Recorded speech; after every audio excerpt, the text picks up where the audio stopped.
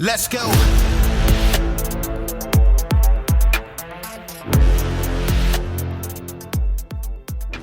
Welcome to Citizen. We got a special guest today, Emily Kaplan, not the sports reporter, the other one. How you doing?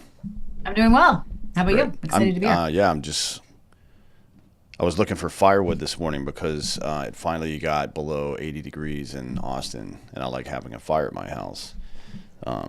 But it's been 90 most of the time, so there's no firewood around. I just have to go chop some down, I guess. Where are you at today?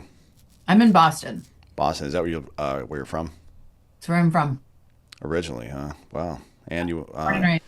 that's let's get into it then. What was that like growing up in Boston, or what part of the city? I guess what suburb? Well, I'm like in the western suburbs. I went to high school in Cambridge, so I was in the city for high school. But it's changed a lot. So I'm not sure that what it represented as a kid is exactly the sort of craziness that we have going on here now.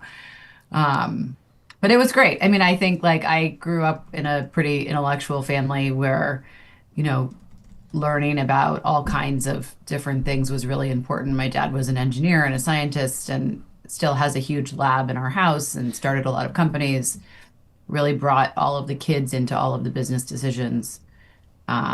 So I think I was pretty lucky to grow up in a sort of place where learning was really encouraged and critical thinking was essential. And we were exposed to a lot of different things. Like So what?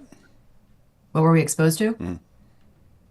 Um, I don't know, like specifically throughout my whole Mhm. childhood, I would say, like all kinds of how do you solve problems, right? Mhm. So like my dad would present like an electrical engineering problem to us, and he'd try to get us to figure out how to take things apart and put them back together. When my husband and I started dating, his mom couldn't believe that I would like heard a running toilet in the other room and like was like, "Why don't you fix that?" Mm. And then like, "Oh, the plumber can't be here for like a week." I was like, "You guys don't know how to fix toilets?" So just like, I mean, random stuff like that Sure. through my dad. But my dad was, I mean, on the military side, he was naval special warfare before the SEALs were around. Yeah. So that was also a big part of sort of like work hard. That ethos was definitely part of childhood. My mom is a incredibly brilliant woman and taught us all to debate. So we joke, the four kids in my family, my brothers died, but we joke that the dinner table was often sort of like Fight Club intellectual style, where like if you cried or you used any sort of anecdotal information, my mom would tell you that you lost the argument and that you were deferring to emotion rather than facts. So, I mean, a lot of different kinds of exposure, I would say, all falling under the realm of critical thinking and developing the confidence that like you don't have to know how to do something in order to approach a problem. You need the confidence to figure out that you're willing to fail over and over until you figure it out and find some fun in the process. So your mom was an Aristotelian, I guess, and your dad was UDT, like a pre-SEAL, I guess. I don't know what you. I don't. I mean, my dad was also a photographer and you know, has been big in the art world in some ways. He has prints in the Met and around the world. Mm. And so I think he sort of, he wasn't, I wouldn't want to put him in a box of one type of a thinker or a person. I think he was pretty universally curious about the world. Mm. Well, but your mom, the way she's speaking, that's Aristotle, right? Well, like the Socratic method, sort of like Yeah. trying to ask a provocative question that you might know the answer to, and you're expecting somebody to fall into your trap. I mean, a little bit, but I think her view was just that at that point, so like we're talking about 40 some years ago, that we could see this even in the media, right? That people were starting to fall into this very like emotional line of arguing, Mm. and that that's actually not really useful. That you want to be able to have debate with people that you respect and share ideas and be able to converse in a way where you're listening carefully to what they're saying so that you're learning, that you're not just trying to win an argument, but that when people start to feel defensive, they often become emotional. And so that either looks like avoidance or it looks like somebody saying like, well, my friend, blah, blah, blah, or you're not respecting me or you're making me uncomfortable. And she would say, that's not how you have a conversation with somebody. You have a conversation by listening carefully to the facts that they're sharing, and you figure out how you fall in that spectrum of what they're sharing. Sure. Yeah, I mean, we so um, in posterior analytics, Aristotle says that it doesn't. It's not only that something is true, but why it's true is what's important. And I think that's something that I've heard you talk about before. Actually, some of the presentations I've seen that our friend Baker sent me. One of them was about uh, like traditional health advice, diet advice, low carb diet. I think it was like we know that you know having a better carb or a better protein to carb ratio presents or produces better health outcomes downstream. People know this, but they don't know why. And as I think that's a really, especially when it comes to diet and exercise and health in general, a very important thing for people, at least the people who are working in the industry, but also for just the individual to know because health is so bespoke. I mean, our bodies are more or less the same. 96, 98, 99% the same, but that 1% is where you can fine tune and get the best possible outcomes. So I really feel like what you're doing is meaningful. Can you explain what MetFix is?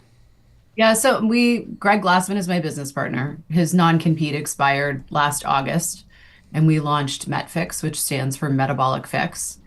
And we also have the Broken Science Initiative, which is sort of like the parent company to MetFix. And so Broken Science is really exposing the problems in modern medicine and science at large. We're looking at physics and other things as well. And we say MetFix is sort of solving those problems. And so MetFix is sort of like if you're familiar with CrossFit, we really took the L1, which is the entry level, trainer certification that Greg wrote, and we've inverted it. So it's about 80% movement and 20% nutrition. And our program is about 80% nutrition and 20% movement, but at a higher level. So it wouldn't be for an entry level trainer. It's really designed. We've had a lot of doctors take it and say it was mind blowing. We've had a lot of coaches take it and say that it really, to your point, explains the why. So, Greg had told people stay away from carbs and sugar, but hadn't ever really explained why. And I think that was something that we're course correcting with MetFix because if you look at the marketplace, 80% of the country is sick, right? Mm. And not going to gyms. So about 20% of the country goes into gyms.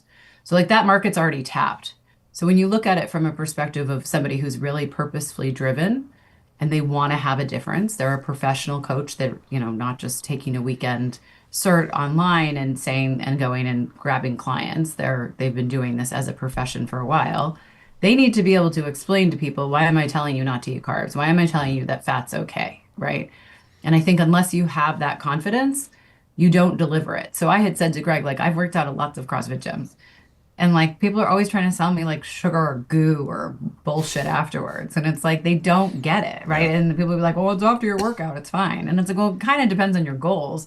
But ultimately, like we now have a lot of professional athletes developing type 2 diabetes because we've really sort of seen and realized that your mitochondria doesn't care, right? Like over time. And so like to your point, the 1% that there's a differential between people, I actually think that has to do with how much damage you've done to your body. Like there's a genetic makeup, right? But I think that the environment is really turning on those triggers, and it's a matter of how damaged you are over time. And so we see this with carbohydrate intolerance, where, people will say, like, my kid can eat anything. And you're like, well, they can for now. Mm. But you're damaging their system, and in time, they will catch up and be just like you or worse off because they're actually getting a higher dose of sugar than any generation has ever gotten before. Yeah, there's a lot of noise and very little signal out there when it comes to health, and it's been going on since the 1940s, really, right? I mean, I don't know how much people were talking about health in the broader national discourse before that, but certainly when the FDA started introducing its advice, things kind of went fucking stupid. I mean, there's that. I don't look. This isn't a political show necessarily, but I don't trust anybody in the government ever. So, if they tell me to do something, I'm probably just going to do the opposite. It's like hedging against a bad gambler. You know what I mean? But some of the stuff seems very elementary. Like some of the more recent studies show that even a minimum of, or I'm sorry, even about 10 to 15 minutes of just moving around per day, of like active time per day, is gives you a 50% less chance of having cardiovascular disease, which is still the number one killer of people in America. That seems like a pretty solid piece of data. You know what I mean? That Yeah, I mean, I struggle with some of that, to be honest, because mm, so much of this is like sort of distraction from the big rocks, right? mm, So like movement obviously is important, and you want to maintain your, physical capacity for as long as you can. mm, But if you're really looking at sort of like the big rock items, there have been paid for campaigns by industry through government. So like take Michelle Obama's program, right? She had the like Let's Move campaign. She wanted to have a garden and she wanted originally that to be about nutrition. And then industry got involved and they said, no, you have to just make it about movement. And it's why? Because this whole narrative of you're just a sloth, if you just moved more, you can eat all of our shit. mm, yeah. Very intentional. I mean, like Greg's got into this huge lawsuit with the NSCA over this because they used a peer-reviewed journal to call CrossFit dangerous. And a federal judge called it the biggest case of scientific misconduct and fraud she'd seen in her 35 years as a judge. And why did they do that? It's because they're funded by the American Beverage Association. And the NSCA is not allowed to tell trainers any nutrition, and they tell them you're not allowed to talk about nutrition.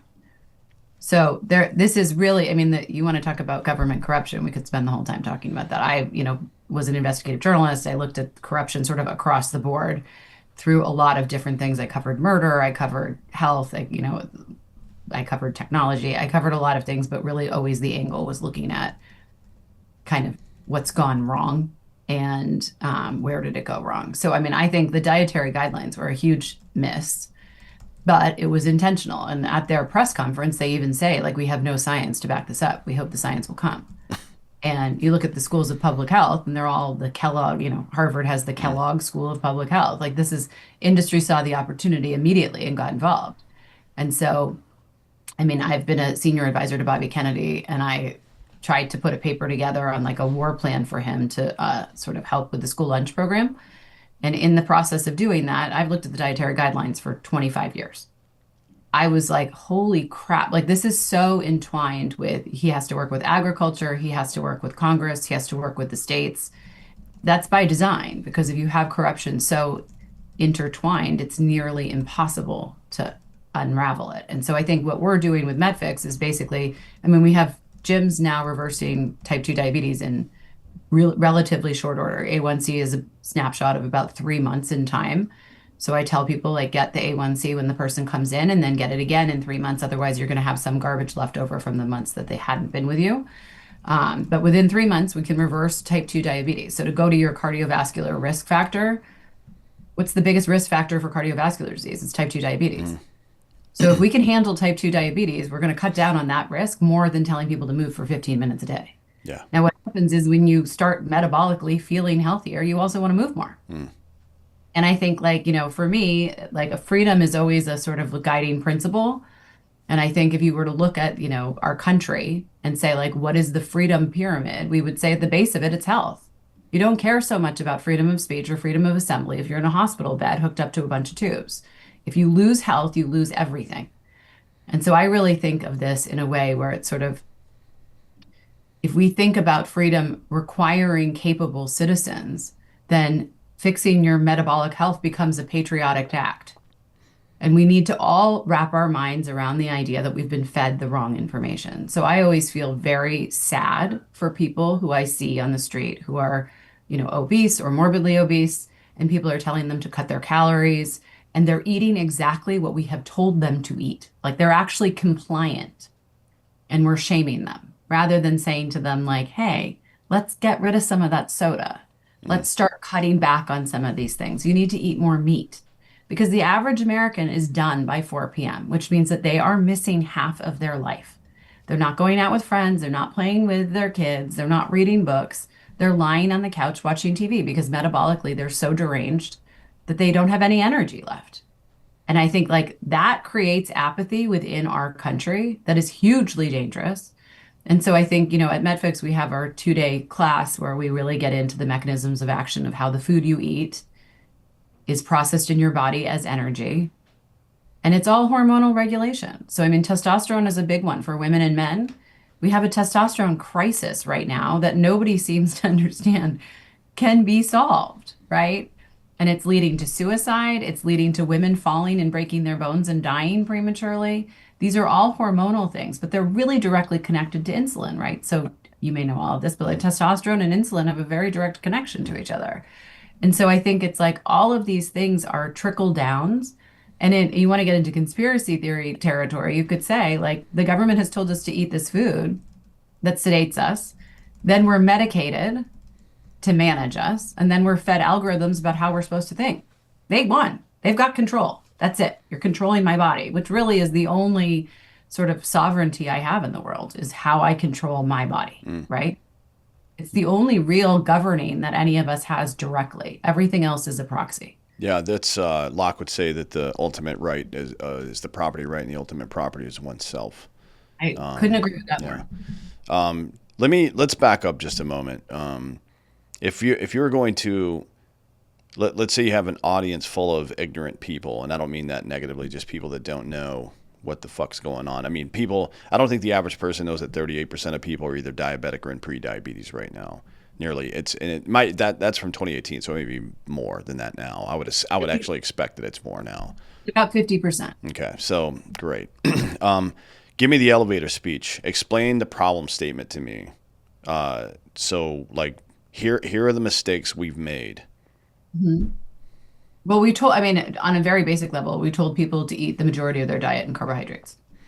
And so I interviewed Mark Hegstead, who was the architect of the dietary guidelines, in a hospital bed where he was dying. And it was almost like a bedside confessional where he admitted to me, like, we made a mistake.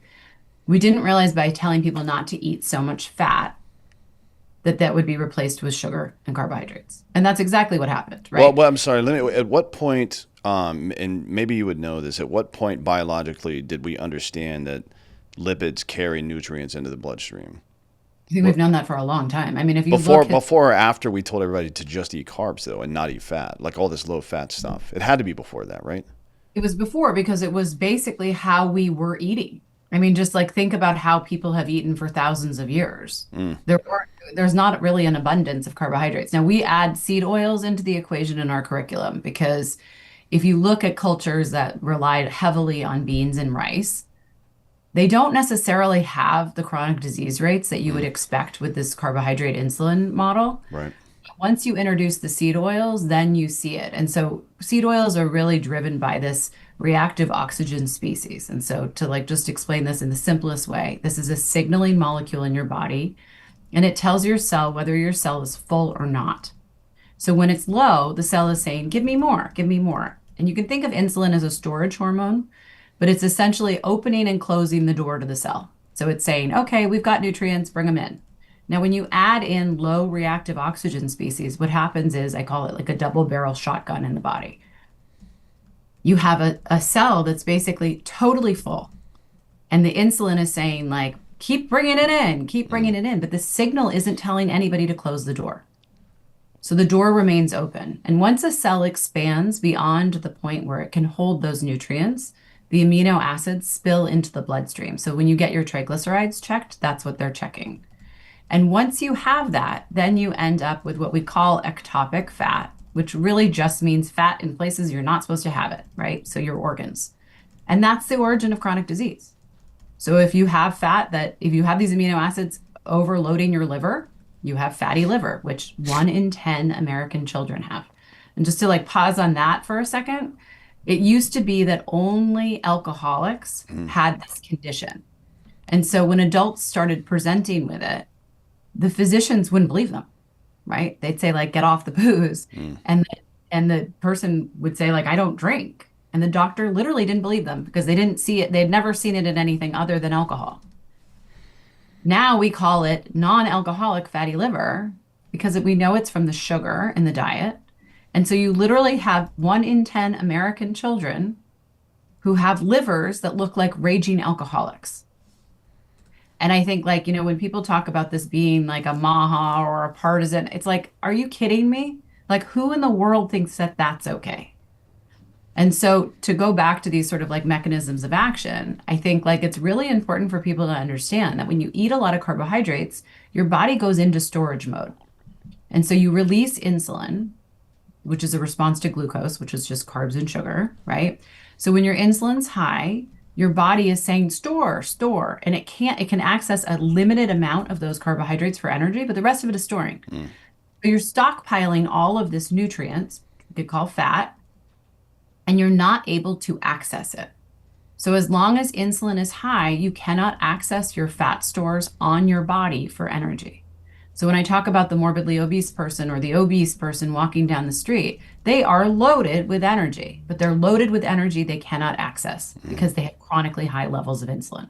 I think that's simple enough that anybody could understand that. And obviously, in our class, we go into great detail about how this all works. But honestly, that's the origin of chronic disease. So I don't like, we're not waiting for the government to change the policies. We're going to go to Main Street everywhere, and we have more than 100 locations now in the US that are doing this because it turns out that for the cost of your gym membership, you can regain your health, which not just saves your life, but it saves you a lot of money over time Mm. too. And once you start regulating insulin, a lot of the other things fall into place, right? So if you're always in storage mode, to go back to like testosterone or estrogen or any of these other hormones that really drive a lot of our health, it drives muscle, it drives brain function, those begin to dysregulate also, right? Because you keep a lot of glucose in your muscles.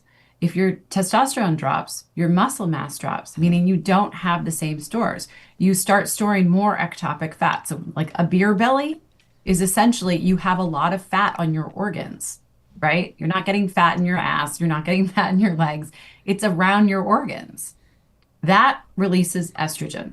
So for men, it becomes even more deleterious because now they have all this estrogen that their body's not meant to have. And you look at the food supply, and we have a lot of hormones put into our meat. You have a lot of soy-based products that produce estrogen. So this hormonal regulation is really critical for health.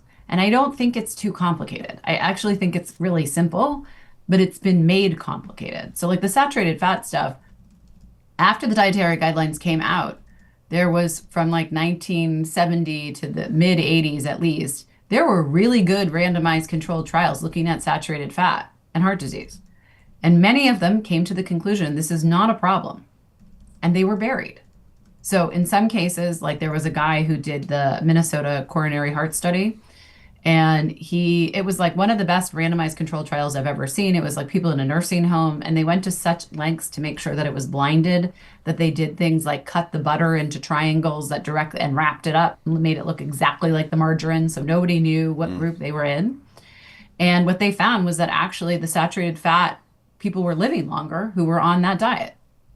That they didn't publish those results for 16 years. And when they published them, the lead author basically said, like, there was never any problem with our study. The design was perfect. We just didn't like the results. Mm.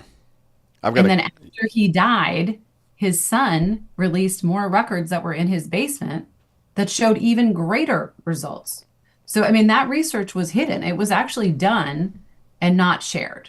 And I believe that's because of all of the industry influence. Yeah, I've got a couple of questions, observations. One is skeletal muscle mass, and more specifically, I guess, probably in a correlation, a lack of ectopic or visceral fat are the biggest predictors of survivability of any mortality, any natural mortality, right?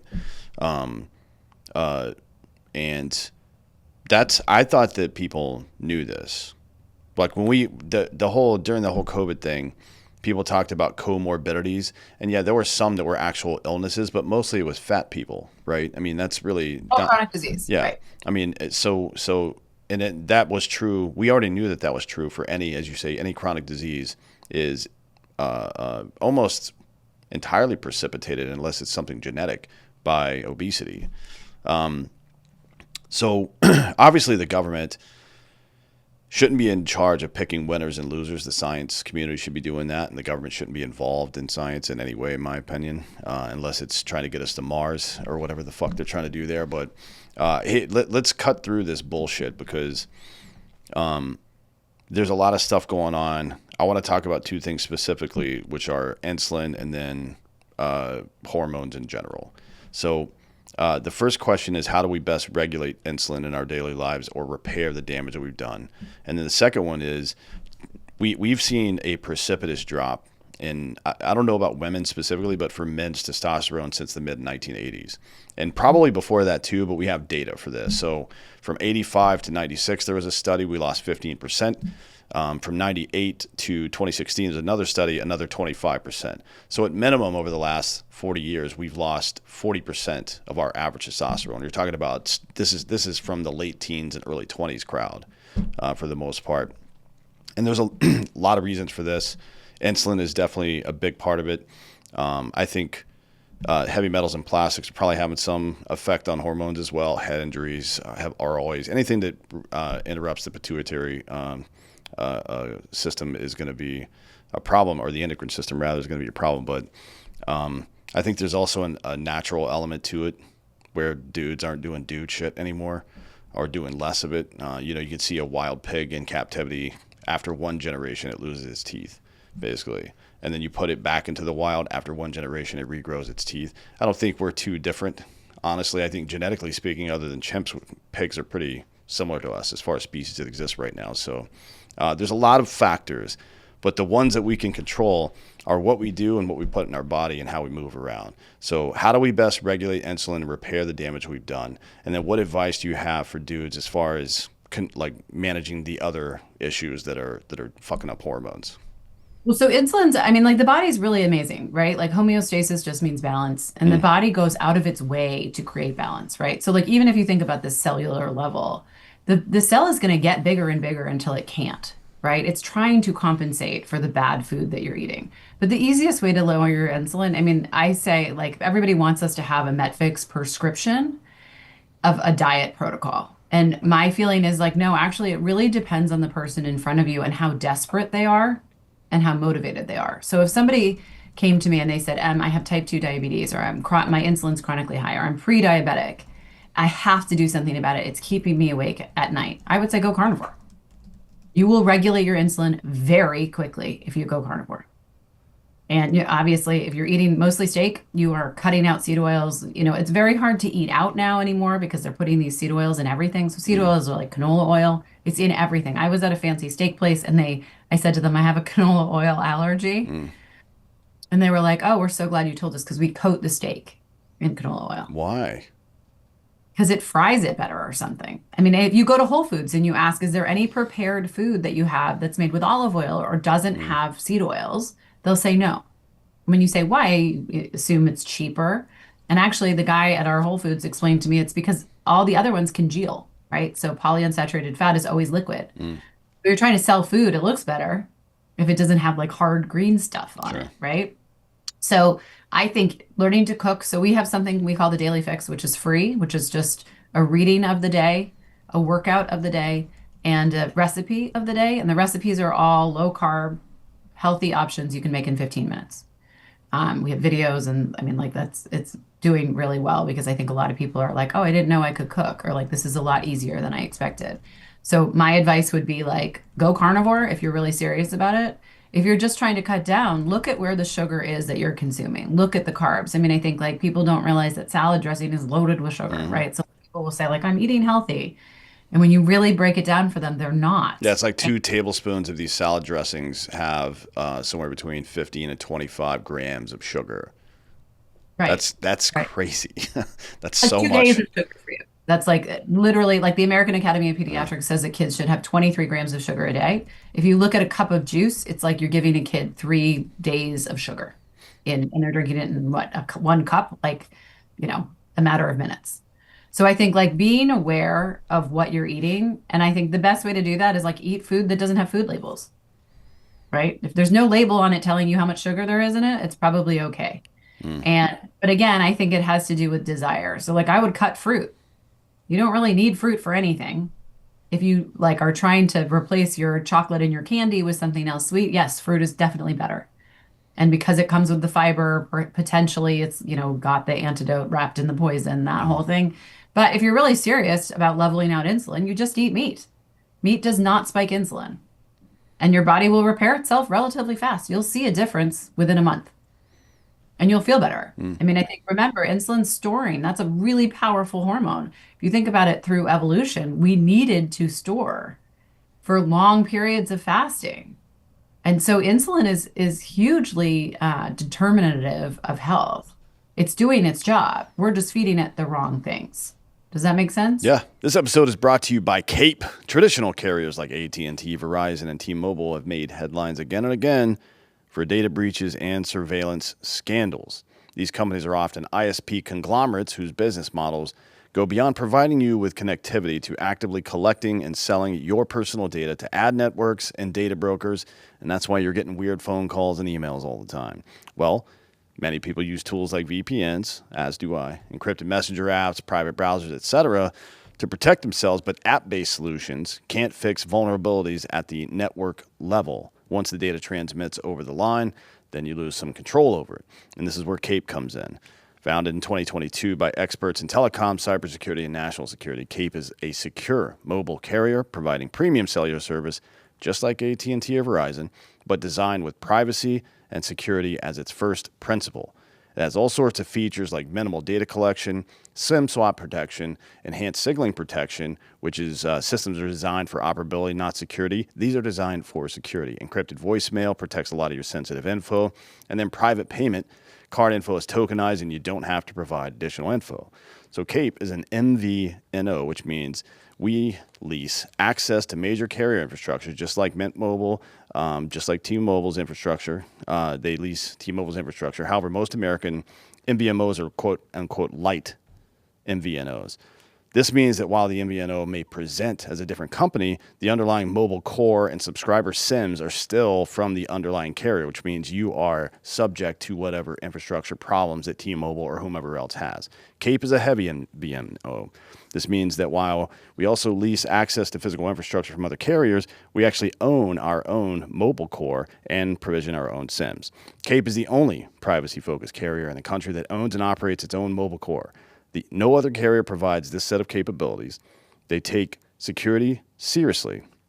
They partner with Proton, the email service that you've probably heard of, Proton Mail, EFF.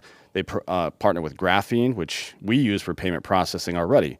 So if this all sounds good to you and you want to protect yourself against security breaches, go to cape.co/citizen and use the code CITIZEN33 for 33% off Cape for 6 months.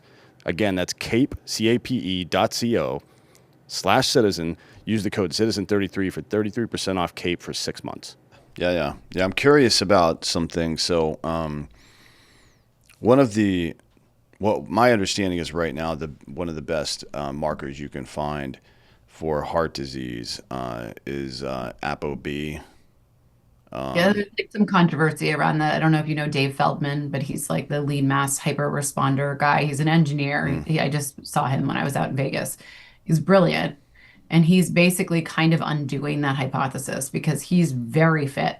And he had this blog and was able to get a lot of people who looked just like him, who were really fit, who were keto, and show like this, is this really building up plaque? Like that doesn't actually make sense. So anybody who fits into that category where you feel like you're fit, you feel like you're eating the right things, and your ApoB is high, I would look up Dave Feldman's work because he's really onto something and he's getting a lot of really interesting pushback that I think is probably industry focused. I mean, I think once you start getting into the cholesterol debacle, you're really looking at incredibly, I would call beautiful case of scientific misconduct, right? So like you put somebody on a statin, it's like a called numbers needed to treat. 200 people have to take a statin for one person to benefit, and that benefit is measured by living 1 month longer. It's attributed to the statin, could be all kinds of other things, but 199 people on a statin are not benefiting. It elevates your risk of developing type 2 diabetes significantly. So it's not a catch-all. And if you look at that research, there's a group out of Oxford that's called the Cholesterol Treatment Trialists, and they were actually able to do a deal with all of the pharma companies where the pharma companies give them all their data, and they've done all of the reporting on all of the statin research, and they've never reported any negative effects. So like even the FDA doesn't have access to that data. It is locked away Why is that? because of the deal that was struck basically between the university and these guys and the statin companies. So they get all the data and they report on it and nobody else gets it. Hmm. Um, what are the I'm certainly let's steel man the other side of this. What could be some potential issues with carnivore diets? You're not really going to find much argument for me. I mean, it's hard to stick on, right? Like you feel great, but like everybody around you is eating like pasta or other things. And so you want to weave that back in. But I firmly believe that if we put everybody on an island and just fed them meat, we would reverse chronic disease and we would see a lot happier people. Yeah, that's certainly. But there's other factors here as well. Like one would be I mean, salt, magnesium, like there are things that like if you're trying to get into ketosis, if you do a carnivore diet, you're going to push your body into ketosis, which is what allows you to access, it's called like the fat metabolism is activated, right? So you go from a glycolytic pathway to mm, a fat adapted pathway, meaning you can access the fat on your body for energy. sure. And people often suffer from something they call keto flu, where you literally feel like you have the flu. I mean, you feel like garbage, but you can offset that by taking salt and magnesium. And part of that is that we have so much salt in processed foods that you're basically not, if you're not salting your meat a lot, you're not getting it, and your body needs Mm, salt. yeah, That's another one of these things that's sort of been misreported. sure. Um, there's a couple of things, and part of this is just the way we've chosen to do things, and it's I guess they're like ancillary factors. But eating within a certain time window makes sense. If you're going to eat a high fat diet like that, you shouldn't be eating after 6 p.m. probably. Your body has a really hard time digesting fat later in the evening, and it really it has a pretty dramatic impact on your circadian rhythm actually. As opposed to like let's say if you were to if your meal after 6 p.m. were casein, protein, or something like that, you're going to be pretty good, right? Because it's slow burning, doesn't really require a whole lot to digest, burns slowly. If you're eating a fatty steak at 8 p.m. and then going to sleep at 10:30, you're going to have some problems with sleep. I'm not sure about that, That honestly. that's Like I think that's like definitely there's a true. carbohydrate switchover that Mm, happens. So like carbohydrates are sedative. So if you're in a carbohydrate mode for many years, then you're used to crashing out mm. and probably is easier for you to fall asleep, right? And so you might have more energy because you're not in a chronically high insulin state. And so, but your body will adapt to that over Well, time. And it's not a matter of energy though. It's a matter of digestion, right? So your body has a hard time digesting. Not a hard time. When you're not vertical, when you're horizontal, it has a harder time digesting heavy fats. That's just a fact. But maybe your body gets better at it when it's not interrupted. I mean, our gut health is so bad now that who knows? I wonder how far back this idea, like, because people that are really into the keto or carnivore thing like to talk about human history and stuff like that, but human beings have been eating bread for 15,000 years now. Not that it was necessarily, certainly they weren't making it 40% of their fucking diet. That's retarded nonsense. But it's been a part of the human diet for a pretty good while now, but not everywhere. So the Nordic countries, not so much. They're well, and more. also like I would just caution that like the bread people were eating 100 years ago versus the bread they're eating today Mm, don't even resemble each other. I mean, sure, yeah. go to the supermarket and pick up an organic loaf of bread. It's got 50 Yeah, ingredients. yeah, yeah. Don't eat any bread from the supermarket for sure. And so like if Um, you're making homemade sourdough bread, yeah, yeah, not putting yeah. any seed oils in it, and it's not enriched with Mm. folic acid, like it's probably not that bad. Yeah, I'm It's sure. perfect. I'm sure you've experienced this too. The difference between the bread product you get in America versus Totally. Europe is it's wildly even pasta and stuff like that is wildly different. Um, Wild, wild. I mean, like I can go to Italy and eat pasta and not gain any mm, weight. yeah. Here, I notice I feel bloated, I feel gross, like it's a different experience. Mm. Why do you? I mean, so these there's so much noise out there, and it's you've mentioned it already. It's primarily from these shady ass deals that have been done between private industry, sometimes specific companies, sometimes like an association or whatever, and the FDA. The FDA is like one of the most corrupt organizations on earth. They made when was it 92 when they passed that rule that the drug companies had to fund their own research at the FDA, and now they're just using it as a backdoor to bribe the FDA to pass their shit. It's like we probably, I mean that's so it's so open they don't like. There's no attempt at all to obfuscate this, but I don't understand why that doesn't affect policy downstream. No one has done anything about this. Well, I mean, I think that is what Bobby Kennedy is trying to sound the Trying, alarm. yes, yes. Thank God. But I think when you, for anybody who's curious about this, watch the senators that attack him. And like how, I mean, I even like the influencers online, right? Like when it was the whole push was to take soda out of Snap.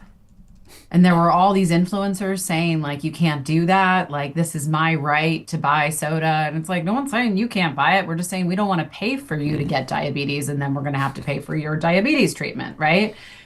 That's all very coordinated. I mean, I think there's two things here, right? One is the research was infiltrated by industry. So industry was paying for research. mm, And so Broken Science is really spending a lot of time and effort looking at that problem, right? Like, how do you get all this corrupted research published? And then how do you get it accepted and become true protocols mm, that the government is saying, oh, this drug is fine or this food diet is fine? I mean, it's across the board, right? So, like, I've done a lot of talking about corruption in medicine, and it's like it's pervasive. It's cancer and hematology, it's Alzheimer's, it's like there's kind of nothing has been spared other than I would say like the field of cosmetic, like whether it's surgery or mm, like Botox. And I think it's because the individual has to pay. So, like, if you tell me my cancer treatment is $100,000 and my insurance is covering it, so I'm not going to really look into whether it works or not. I'm also really scared, so I'm going to just defer to authority. But if you tell me that I have to pay like $100 for some beauty treatment and it doesn't work, I'm not doing it anymore, right? And so I think there's almost like a clinical significance at in a libertarian sense, that the mm. market is actually helped for, that insurance has really botched for us, Sure, that's yeah. allowed these clinically insignificant interventions Mm, to be pervasive. But I think at this point that the research is so bad that we have all of these peer review high impact journal editors who are saying like I don't believe anything in the New England Journal of Medicine, Lancet, the British Medical Journal. All of those editors have come out and basically said like I cannot trust what we're publishing. Most of what we're publishing is probably false. And yet still nobody is doing anything about it. Why? Because there is a massive amount of money. I mean, like, just remember last year, pharma spent more money lobbying Congress mm. than any other industry. Any other industry, military, manufacturing, like, telecom, nope, paled in comparison. So even when we have somebody like Bobby Kennedy in office who's trying to make some of these changes, Congress is bought and paid for. I've Mm. said to Bobby's team, like, you guys just need to get donors to go flip some of those people because I actually don't think they care. I think that they're just scared they won't get reelected if they don't get this money. So Mm. get somebody else to give them the money, right? Yeah. And so, I mean, I think part of what we're trying to do with Medfix is both enlighten people to this, help reverse it, and also create a market for things that are preventative medicine and treating people who are healthy, right? There's got to be a way to make money off of that. We need to flip that switch. Yeah, it's crazy. So, the U.S. government, as far as tax revenue, is spending, depending on how you calculate it, but let's just say for the sake of argument, somewhere around 30% of our revenue on some sort of health related stuff. And then the individual, especially anybody that's not getting subsidized entirely, is spending somewhere around, or yeah, the average American middle class person is spending about 24% of their revenue on some health related stuff as well. This is nonsense. You know what I mean? I mean, certainly it's not nonsense that we should care that much about it. The cost reflects our level of care about it. I think that makes sense. But this is not very difficult, right? We are organic beings. This is not, it doesn't require this much effort unless we were getting pounded by pollution and radiation, which is certainly not the case. This is just, it's silly. And the problem with government intervention is that a thing has to be allowed to fail if it sucks. And government doesn't allow its babies to fail. It's a good idea, fairy bullshit. And this is true for all things, by the way, for business, for social ideas, and certainly for science. I mean, It's not unique to any of those things.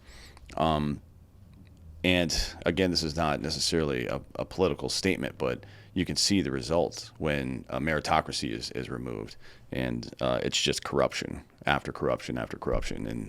And what do you see this? And it's not just about medicine in the 21st century or the 20th and 21st century. It's about science throughout all of human history. You know what I mean? This has happened time and time again where people have said things that are against whatever industry or belief system or whatever the fuck it was. Some of it was silly. Like I don't know why. I don't know why the Italians cared so much. The Romans cared so much. The Roman Church that the Earth was the center of the universe. I can't imagine how that could have been relevant in any way, to be honest. I guess just the ego, maybe, but Well, they it was actually linked to God, right? So like that was part of it was that like God created man and this is where we live and we're the center of sure, everything. but that's not there's not in the Bible. There's no statement in the Bible that says that we're the center of the universe. That's No, nonsense. but it was the Catholic Church trying to be in control of Sure, everything. yeah, exactly, right. But that's the thing. So I'm curious.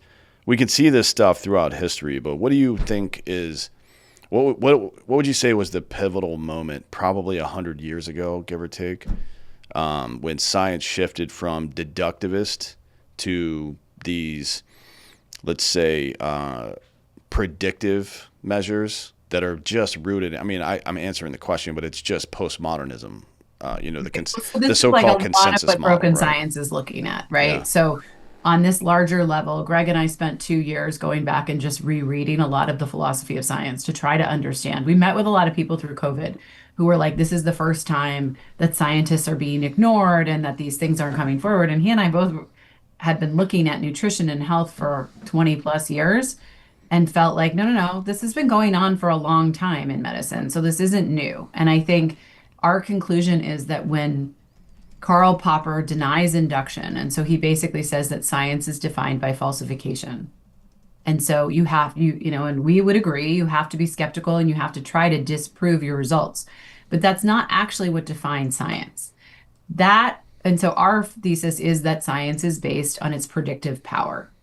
And so it's not consensus. It's that you make a hypothesis, you have a guess about something, you test it, which is usually based on an observation. So you have an observation, you come up with an idea about what this observation means, and then you test it.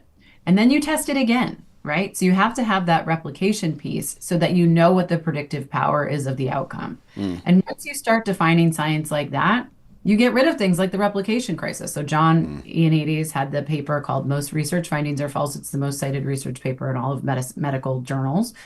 And his conclusion was that more than 50% of research that's been published cannot be replicated, meaning it can't that those results cannot be reproduced. So for us, that we would say that's not science. Whereas if I Mm. decide I build a rocket, I pick a target, I don't tell anybody, but I do it, and then I do it again. I am now a scientist, and I don't need approval from anybody to be Mm. called a scientist. I don't need to be peer reviewed. That's all consensus, right? So we even have something called the Dalbert standard the Supreme Court came out with, which is really like three cases that form the standard. And that basically defines who can be a scientific expert in a trial.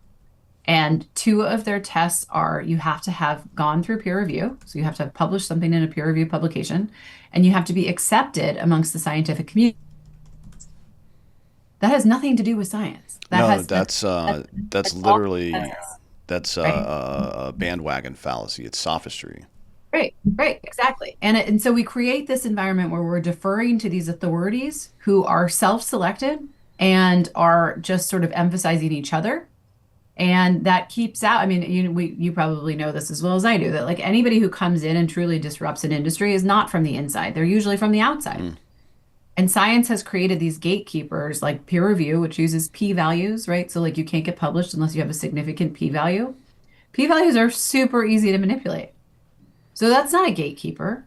Peer review itself doesn't have any fact checkers. People have to pay to publish, and then it's reviewed by a group of your peers who are volunteering their time to do it, who are also anonymous, so there's no accountability for them.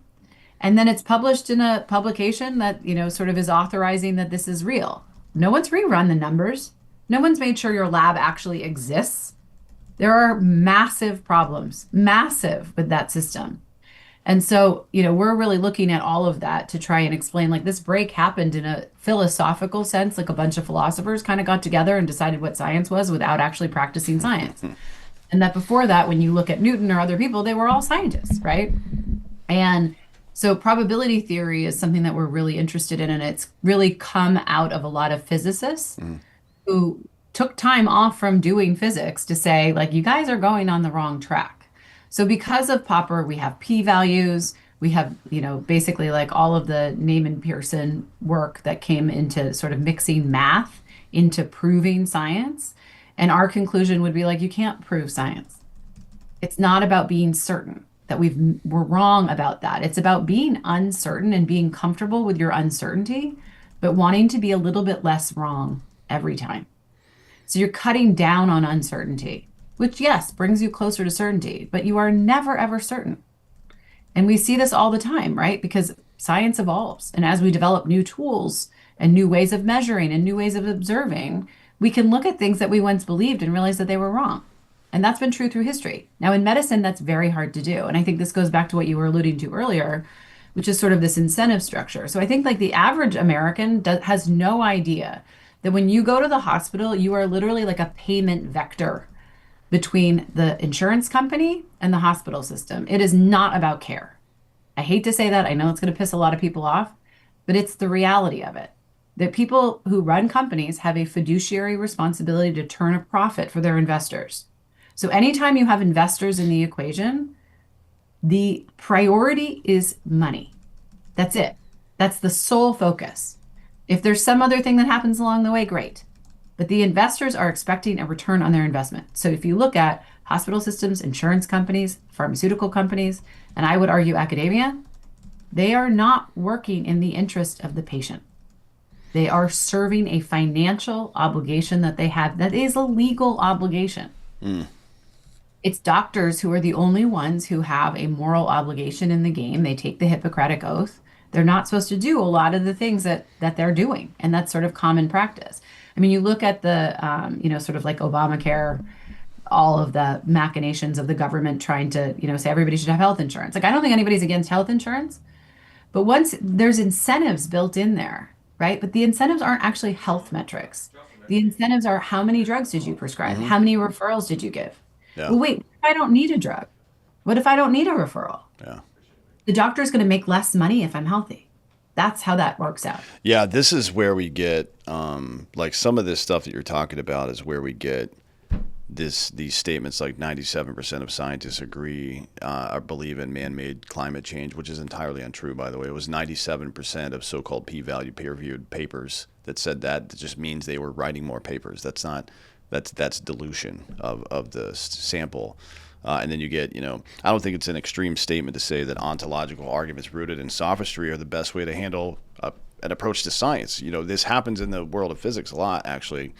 From time to time, there are these periods where the field gets overtaken by theoretical physicists, and I think the the people that are positing possible ideas and expanding where we're looking and making sure, I think that's an important thing, right? But science is also important. Knowing what exactly the fuck you're talking about is probably going to come into play at some point. And, when you map that onto the healthcare thing, I have this argument, if you want to call it that, with conservative folk all the time, because like you're dismissing the left's position, and I understand why you're doing it, but you have to take that at its best possible meaning, which is that they say they want free health care. We know that's not really a thing, but what they're really saying is that in the richest country in the history of the world, it's probably unethical to tell people they can be as healthy as they can afford to be, especially when they're getting fucking bent over by this organization that does nothing. I mean, it's why this so-called universal health care, Obamacare, is so dumb. There's no corrective structure, right? So the United States government has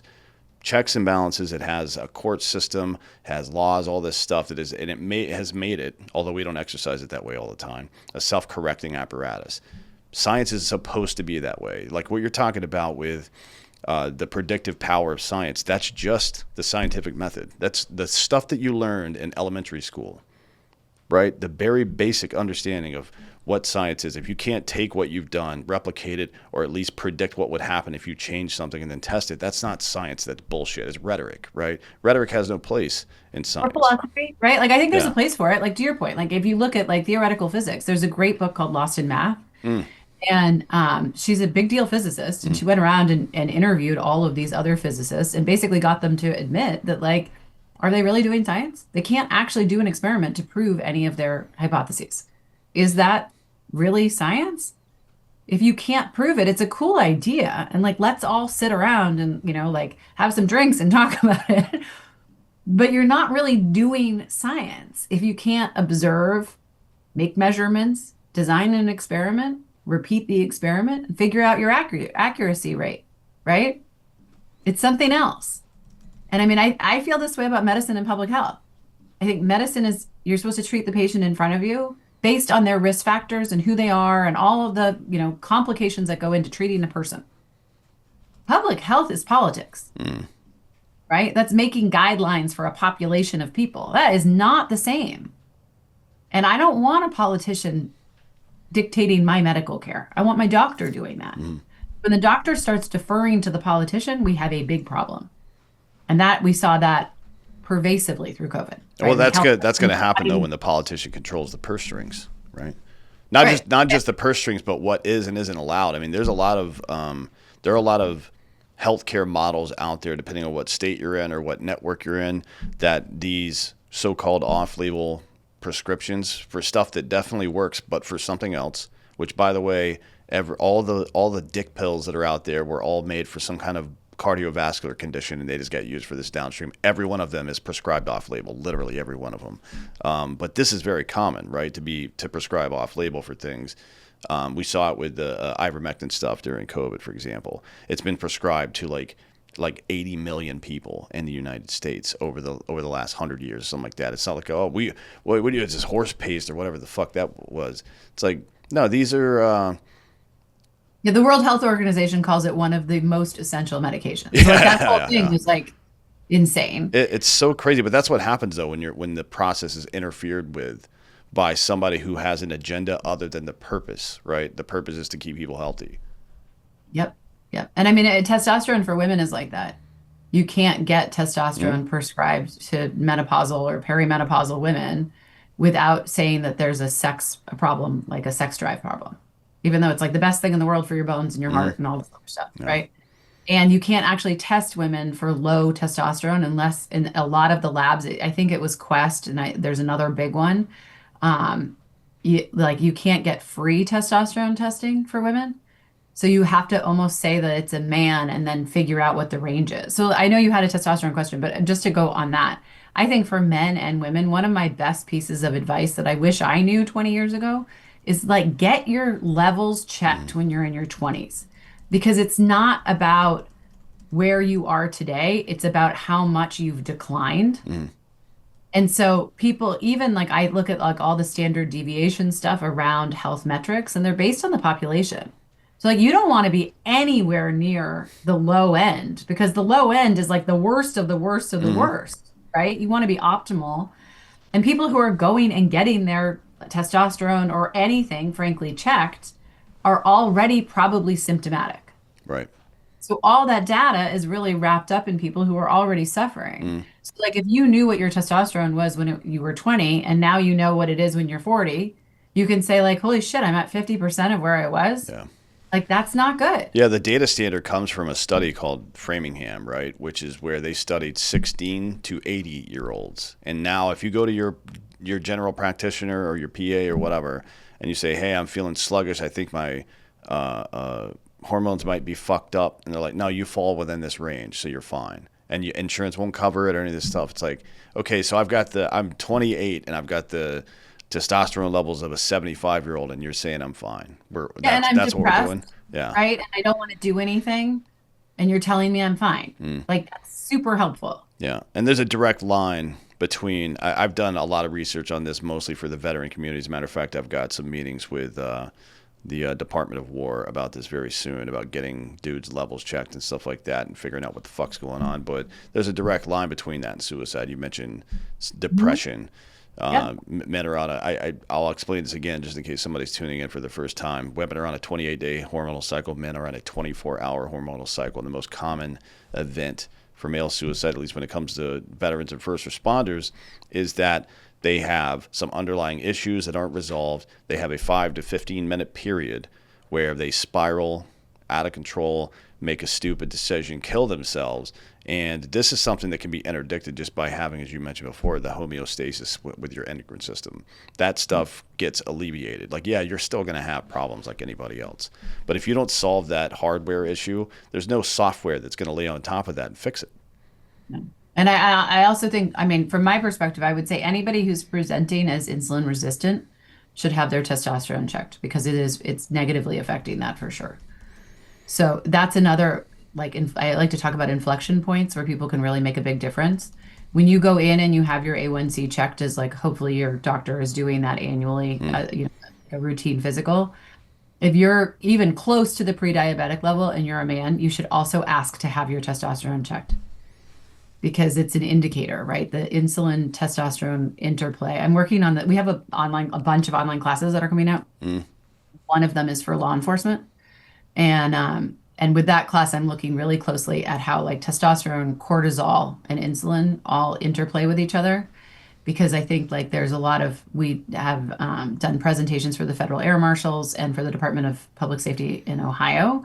And one of the things that's really interesting when I was preparing for that air marshal talk was like how their sleep is crazy. Mm. I mean, like those guys get on planes, they're sitting in uncomfortable seats, flying to Thailand where they're meeting up with their buddies for drinks, and then they're flying home. I mean, like they are not, their circadian rhythm like has no chance, right? And then you add in that they're eating poorly and it's exacerbating all of that stuff.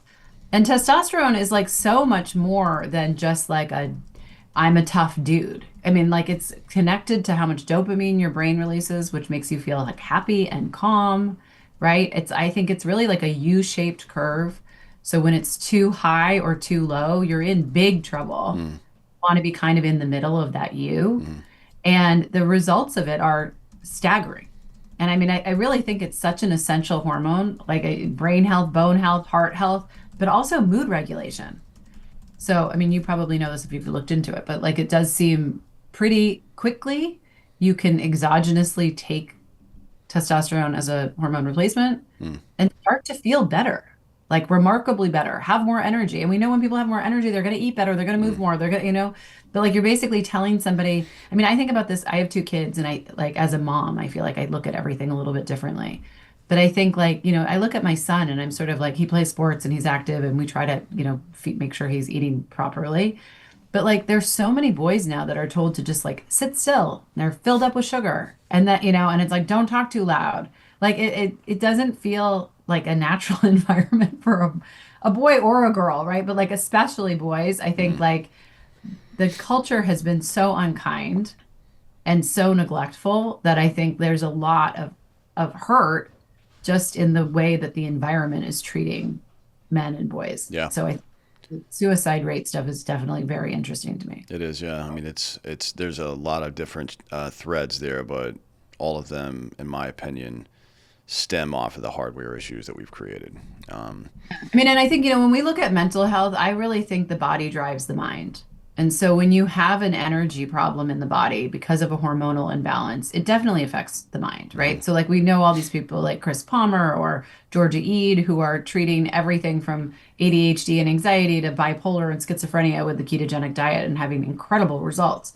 Well, it actually logically makes sense, right? Like if your body is starving and you don't feel like you have access to energy and therefore your hormonal balance is all off, then yeah, the brain is also starving and it starts to act weird, right? And it misfire. Yeah, And it's that's just crazy that you can think like you can fix a lot of these things with food, and yet nobody is. I mean, like you look at kids on SSRIs, and it's something like 8% of American kids are on an SSRI. What? yeah. I mean, I had that issue coming out of the military. My testosterone levels were down in the mid 100s. And I was 30, right, which is crazy. I mean, it's certainly there's going to be some drop off after 28 if you don't do certain things, but having the testosterone of a 90-year-old is not one of those things you expect. So I was on testosterone replacement for a while. And as the years have gone on and all those other things have improved, my diet, exercise, you know, all of the other precursor things, the dosage is now less than a third of what it was when I started, right? So it's something your body definitely heals itself to some degree. It depends on where you're trying to go, and it takes some time. But yeah, it's definitely, I guess I could say it's designed to reach homeostasis, as you mentioned. I mean, it's supposed to be a self-correcting thing, which is why, you have to come at it from different angles sometimes. This has all been very fascinating. I'm curious to hear more at some point. I'm going to go check out your website and your program, brokenscience.org. Tell everybody, we got to get out of here, but tell everybody where they can find all your stuff, how they can interact with your brand and product, and find more information. Yeah, so we have brokenscience.org, and then we also have metfix.org. Metfix.org will just bring you right back to Broken Science, but it's a more direct channel into the Metfix program. And anybody who's interested can find the 2-day class on there, the seminar, and a Metfix gym. We have a big map on there, and it tells you a lot about that program. Brokenscience.org we have a medical society, which is really 50% patients and 50% doctors. And so that we're bringing like the world's metabolic experts together on calls about once a week, every 2 weeks sometimes. And so anybody who's a member of that can hop on a call with anybody, any of the people that we have on, ask questions, hear their presentation. We also have something called Journal Club where we're going through medical journals. And so you can really learn how do you read this stuff Mm-hmm. so that you do that a couple times and then you can look at the studies differently. We are Broken Science on YouTube. My personal Instagram is News Not Noise. Broken Science is Broken Science Initiative. On Twitter, I'm like never on Twitter or X, but I'm Emily Kaplan X. And then we have broken_science. So those are the main places. But we do have a lot of really good classes coming out that I think are online. They're going to be cheap because we really just want to get the education to Mm-hmm. everybody. And so I know the law enforcement class might be of interest to people who are specifically interested. I mean, it's really anybody in a high stress Mm-hmm. job. Great. Well, thanks for coming today. I really appreciate your time. It's been very enlightening. Thanks for having me. I appreciate it. Yes, ma'am. Thank you all for listening. This has been Citizen.